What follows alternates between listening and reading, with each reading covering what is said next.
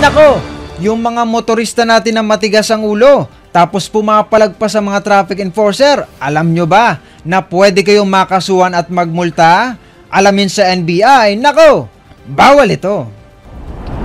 Motorista na nananakit ng traffic enforcer? Nako, bawal ito. Mayroong mga pagkakataon na ikaw ay nagmamadali at bigla kang paparahin ng enforcer. Minsan, naniniwala kang wala kang violation, kaya humahantong ito sa pakikipagtalo. Ngunit dahil sa init ng ulo, nagagamit natin ang mga kamay sa hindi magandang paraan.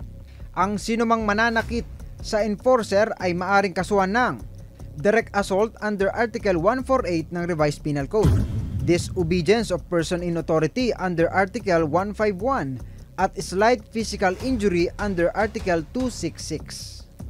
Ang napatawan ng direct assault ay maaring mabilanggo ng 2 hanggang 6 na taon at magmulta ng hindi bababa sa 200,000 pesos.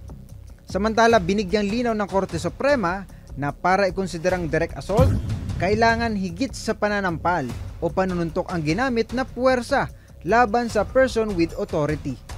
Kung hindi man, resistance o disobedience lamang ang kasalanan. Ito ay maaaring parusang pagkakakulong ng 1 hanggang 6 na buwan at magmultang hindi bababa sa 100,000 pesos. Huwag hayaang pangunahan ng emosyon.